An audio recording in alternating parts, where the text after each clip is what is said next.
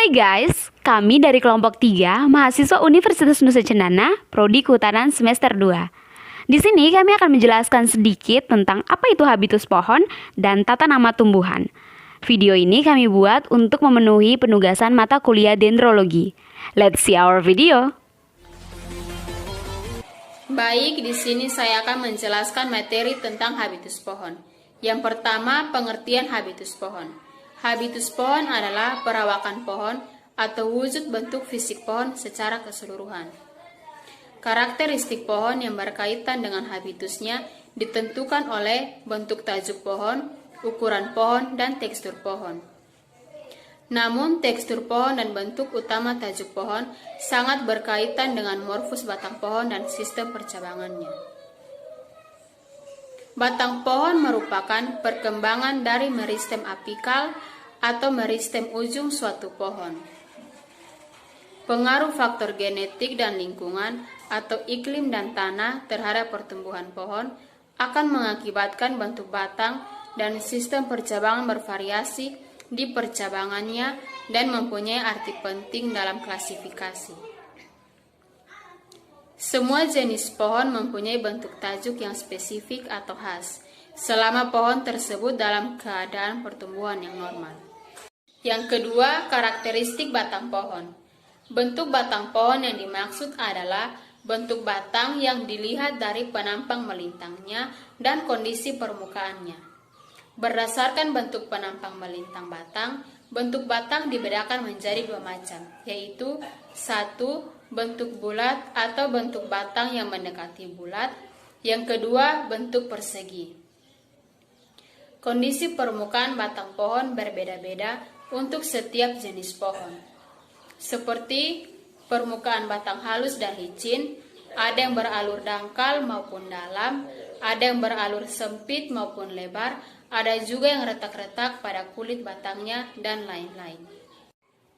Beberapa permukaan batang yang kemungkinan dijumpai pada batang pohon. Yang pertama, batang beralur atau growth.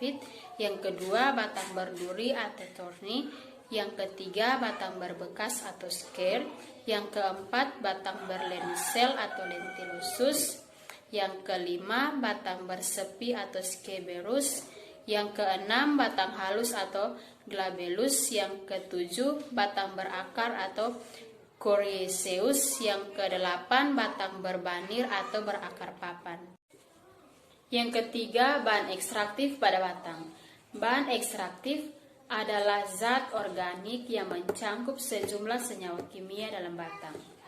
Zat ekstraktif biasanya terdapat dalam kayu, dalam kulit, daun, maupun dalam buah dan biji. Bahan ekstraktif biasanya dihasilkan oleh suatu jenis pohon yang termasuk ke dalam golongan getah atau lateks, gom, damar, dan juga kopal. Getah atau bahan ekstraktif lainnya dalam kayu banyak yang tersimpan dalam saluran yang biasanya disebut sebagai saluran ekstraktif, bisa berupa saluran getah maupun resin. Saluran ini letaknya longitudinal atau horizontal pada arah radial. Diameter saluran tersebut biasanya mencapai ukuran kurang dari atau sama dengan 1,5 cm. Jenis-jenis bahan ekstraktif yang dihasilkan. 1. Getah atau lateks. Contohnya Hephae brasiliensis, Manikara zapota. Yang kedua, damar. Dihasilkan oleh famili Dipterocarpaceae, contohnya damar kaca. Yang ketiga, gondorukem. Dihasilkan oleh famili Pinaceae, contohnya tusam atau Pinus mercusi. Yang keempat, famili Styraceae, contohnya Styrax, kemenyan, dihasilkan oleh benzoi. Yang kelima, jernang. Dihasilkan oleh famili Palnae, contohnya rotan. Yang keenam, kopal. Dihasilkan oleh famili Arausariaceae, contohnya Agathis damara, Agathis lorantia-folia. Yang ketujuh, minyak cendana. Dihasilkan oleh famili Santalaceae, yaitu pohon cendana. Kedelapan, kamper. Dihasilkan anggota famili Adaiptercarpaceae, contohnya kapur singkel atau Ribalaenops aromatica. Yang kesembilan, cinnamon. Dihasilkan oleh anggota famili Lauraceae, Cinnamomum selanicum. Yang kesepuluh, soga. Golongan bahan pewarna yang dihasilkan oleh kulit kayu jenis pohon Seriops candoliena Peltohorum pterocarpum. Yang ke-11, getah perca.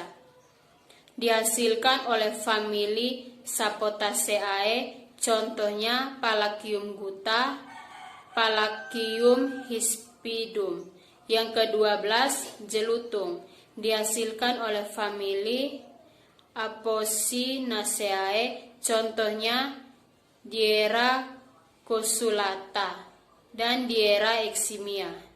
Yang ke-13 dan yang terakhir, gom. Dihasilkan oleh anggota famili Sterculiaceae, misalnya Sterculia fotida, Sterculia orselata, dan anggota famili Leguminosae, misalnya Acacia decurnes dan Acacia senelagensis. Sistem percabangan. Sistem percabangan adalah susunan dan arah tumbuh dahan beserta ranting-rantingnya. Sistem percabangan pada batang tumbuhan harus memperhatikan kondisi, meliputi ukuran, susunan, maupun arah tumbuh dari 3 komponen dasar sistem percabangan itu sendiri, yaitu batang, dahan, dan ranting. Nah, teman-teman, untuk sistem percabangan pada batang tumbuhan itu dibagi menjadi 3 jenis yang kita kenal dengan nama percabangan monopodial, percabangan simpodial, dan yang ketiga percabangan dikotom atau kita lebih mengenalnya dengan percabangan menggarpu. Selanjutnya ada bentuk tajuk dan tekstur pohon. Pertama, kita akan memahami apa itu tajuk pohon.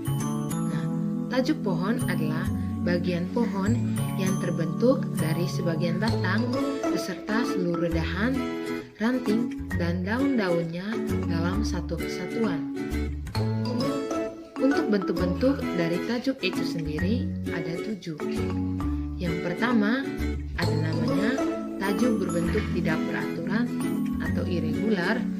Yang kedua, tajuk berbentuk jambang atau fase. Yang ketiga, tajuk berbentuk meliuk atau menjuntai waving. Yang keempat, tajuk berbentuk jorong atau oval. Yang kelima, tajuk berbentuk piramida kerucut atau piramidal. Yang keenam, tajuk berbentuk tiang kolom. Dan yang ketujuh adalah tajuk berbentuk bundar atau round. Poin kedua, ada tekstur pohon. Nah, dalam pengertiannya, tekstur pohon adalah sifat penampilan pohon yang dapat diidentifikasi dan dirasakan secara visual. Kondisi tekstur pohon ditentukan oleh bentuk, ukuran, susunan, dan sifat-sifat lainnya dari daun, ranting, dahan, dan kulit batang. Nah, teman-teman, jadi untuk karakteristik tekstur pohon itu sendiri dibagi menjadi 3. Yang pertama ada tekstur kasar, yang kedua ada tekstur sedang, dan yang ketiga adalah tekstur halus. Selain tekstur dan tajuk pohon yang kita telah pelajari tadi, berikutnya ada warna pohon. Apa yang dimaksudkan dengan warna pohon? Jadi, warna pohon adalah warna yang ada pada tajuk pohon. Warna pohon dikelompokkan ke dalam 6 warna.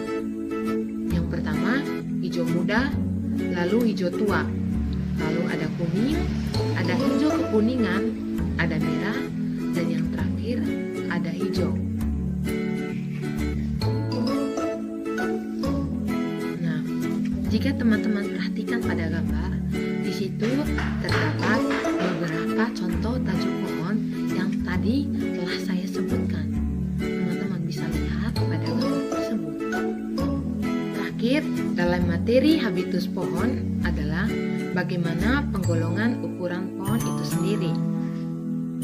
Nah, kategori ukuran pohon ditentukan oleh tingginya pada saat pohon telah mencapai fase atau tingkat pertumbuhan dewasa.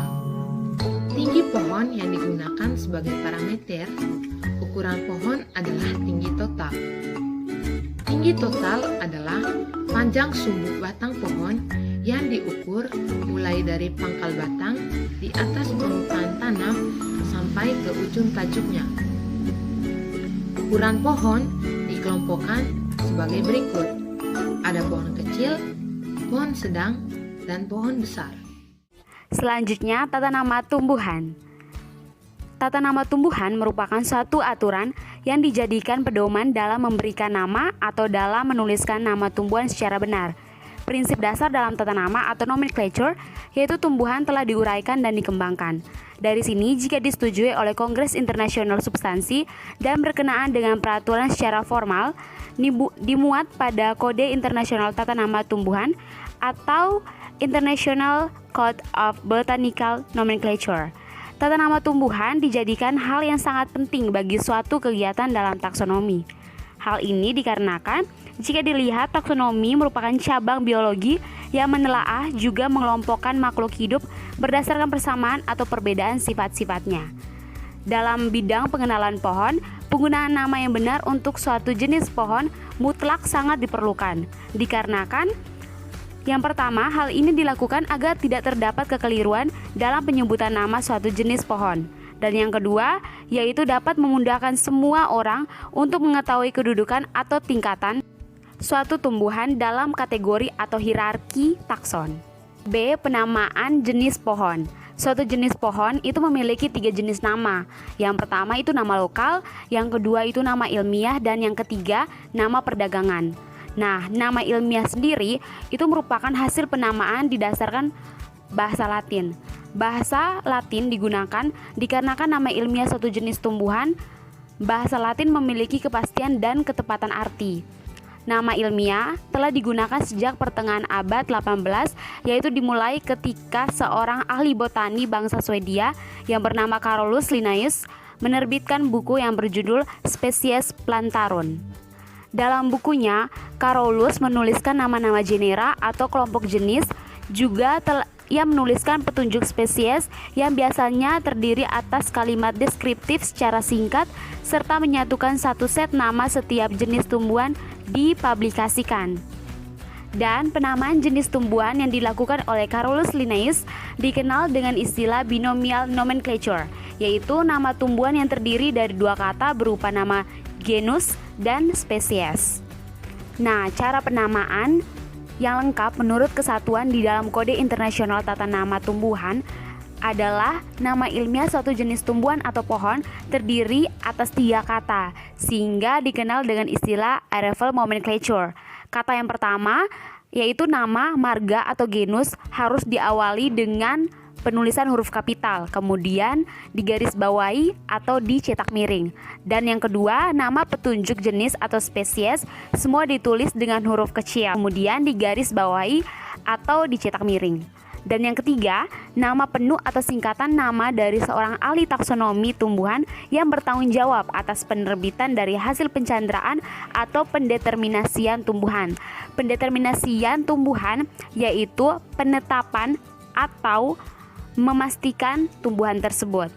Nah, teman-teman bisa lihat di sini contoh penulisan nama ilmiah tumbuhan yang benar menurut konsep archival nomenclature, yaitu contohnya pohon pulai. Di sini penulisannya nama genusnya Alstonia, nama petunjuk spesies adalah Scolaris, dan R.BR adalah singkatan nama seorang ahli taksonomi yang bernama lengkap yaitu Robert Brown. Nah, yang berikut faktor-faktor yang menyebabkan lahirnya nama ilmiah. Terdapat 4 faktor yang menyebabkan lahirnya nama ilmiah. Yang pertama, beraneka ragamannya nama biasa. Ini dimaksud beraneka ragamnya nama lokal atau nama setempat suatu pohon. Nama ini tidak memungkinkan untuk diberlakukan secara umum pada dunia internasional, dikarenakan adanya perbedaan bahasa dari setiap daerah. Dan yang kedua, nama biasa ada yang pendek dan panjang tanpa indikasi kategori. Beraneka ragamnya nama perdagangan suatu pohon atau kelompok pohon, tetapi nama-nama perdagangan itu tidak mencerminkan indikasi tentang kategori takson yang dimiliki oleh tumbuhan. Yang dimaksud adalah nama yang pendek ataupun panjang tersebut. Dan yang ketiga, sinonim dan homonim. Banyaknya sinonim nama lokal atau nama setempat untuk satu jenis tumbuhan. Dan yang terakhir, sulit diterima oleh dunia internasional.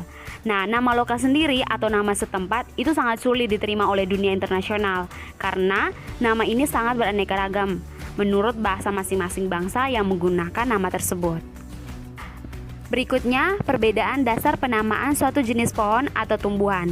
Yang pertama, untuk nama lokal bebas dan tidak mengikuti ketentuan manapun, sedangkan nama ilmiah mengikuti ketentuan dalam KIT atau Kode Internasional Tata Nama Tumbuhan. Dan nama perdagangan sama seperti nama lokal, yaitu bebas dan tidak memiliki ketentuan manapun. Dan yang kedua, menggunakan bahasa sehari-hari yang bersifat lokal menurut nama lokal, sedangkan nama ilmiah menggunakan bahasa yang diberlakukan sebagai bahasa Latin. Dan untuk nama perdagangan menggunakan sifat khas yang menonjol pada tumbuhan atau pohon atau tipe habitatnya. Yang ketiga, nama lokal itu biasanya hanya dimengerti oleh penduduk setempat, sedangkan nama ilmiah berlaku internasional sekurang-kurangnya bagi kaum ilmuwan atau kaum terpelajar seperti kita. Dan untuk nama perdagangan biasanya hanya dimengerti dalam dunia perdagangan. Untuk keempat, nama lokal tidak jelas untuk kategori takson yang mana nama itu diperuntukkan, sedangkan nama ilmiah tampak adanya indikasi yang jelas untuk kategori nama-nama itu yang dimaksud ataupun yang digunakan. Sedangkan untuk nama perdagangan seringkali merupakan nama kelompok beberapa genus dalam satu famili. Dan yang terakhir, nama lokal satu takson bisa mempunyai nama berbeda-beda menurut bahasa yang dipergunakan dan sering banyak sinonim ataupun anonim. Nama ilmiah satu jenis tumbuhan hanya mempunyai satu nama yang benar, kecuali dalam hal dinyatakan secara khusus. Dan untuk nama perdagangan seringkali merupakan nama kelompok beberapa jenis dalam suatu genus. Kode Internasional Tata Nama Tumbuhan. Kode botani yang dimaksud pertama kali telah dikemukakan di Kongres Botani Internasional di Paris pada tahun 1876 yang isinya secara garis besar. Yang pertama, suatu tumbuhan hanya mempunyai satu nama ilmiah yang berlaku. Yang kedua, nama tumbuhan tertua yang dipakai adalah sejak spesies Platarum linaneus pada tahun 1753 dan sejak itu prosedur tata nama tumbuhan menjadi ukuran dan terus direvisi sehingga tumbuh-tumbuhan tidak diberi nama sembarangan. Yang ketiga, dua jenis ataupun dua marga yang berlainan tidak boleh mempunyai nama ilmiah yang sama. Dan yang keempat, nama gabungan genus dan spesies yang harus diikuti nama-nama penulisnya. Yang pertama, Mukadimah KITT. 1. Diperlukan sistem tanaman yang sederhana tetapi tepat dan dapat digunakan oleh semua ahli ilmu tumbuhan di seluruh dunia. Oleh karena itu, ditetapkan Kode Internasional Tata Nama Tumbuhan yang tujuannya untuk menyediakan metode dalam pemberian nama takson tumbuhan dengan menghindari dan menolak penggunaan nama yang dapat menimbulkan kekeliruan. Yang kedua, sistem nama tumbuhan berpangkal tolak dari asas-asas yang telah disepakati dalam Kongres Botani Internasional. Yang ketiga, ketentuan yang terinci dalam peraturan tata nama tumbuhan harus ditaati. Yang keempat, sasaran yang ingin dicapai dengan penyusunan peraturan tata nama tumbuhan adalah untuk menerbitkan tata nama di masa mendatang. Yang kelima, sasaran yang ingin dicapai dengan pemberian saran atau rekomendasi adanya keseragaman yang lebih luas dengan tujuan bahwa jika ada nama yang diberi pada suatu tumbuhan dan bertentangan dengan suatu saran, maka tidak dapat ditolak, akan tetapi seupaya dijadikan catatan bahwa pemberian nama yang demikian tidak perlu ditiru. Yang keenam, ketentuan untuk mengubah kode internasional tata nama tumbuhan ditempatkan pada bagian akhir dari kode ini. Yang ketujuh, peraturan maupun saran sebagaimana telah disebutkan tadi berlaku untuk semua organisme. Yang delapan, satu-satunya alasan yang tepat untuk mengubah suatu nama adalah adanya studi mendalam yang menghasilkan data yang memberikan pengubahan nama itu. Yang kesembilan, dalam hal ini tidak adanya peraturan yang relevan berkaitan dengan penanaman yang akan diterapkan pada suatu tumbuhan, maka kezaliman yang harus diikuti. 10. Dengan diterbitkannya edisi terbaru tentang nama suatu tumbuhan, maka otomatis semua edisi sebelumnya tidak berlaku lagi. Yang kedua, asas tata nama tumbuhan. Yang pertama, tata nama tumbuhan dan tata nama hewan berdiri sendiri-sendiri. Yang kedua, penerapan nama-nama takson ditentukan dengan perantaraan tipe tanamannya.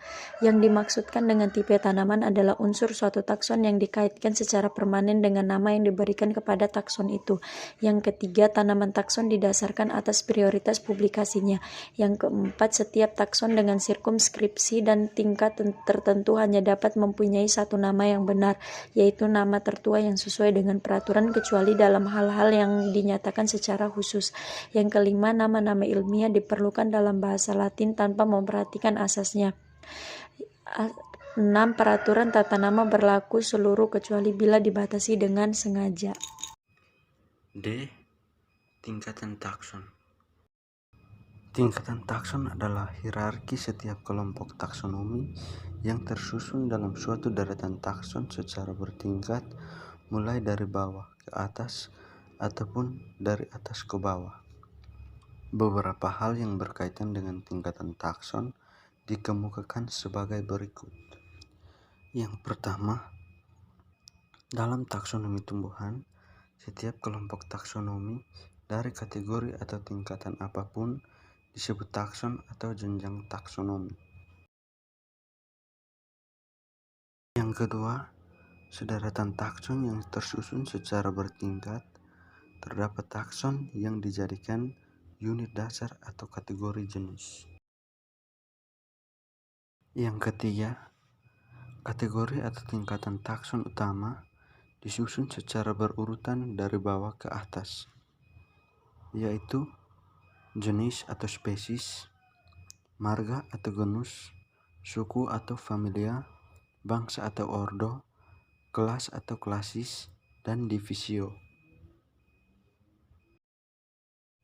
Yang keempat, dalam prakteknya, tingkat takson tersebut lazim digunakan, akan tetapi jika dikehendaki takson yang lebih banyak bisa ditambahkan atau disisipkan takson-takson baru asalkan tidak mengakibatkan kekeliruan pada takson yang lama.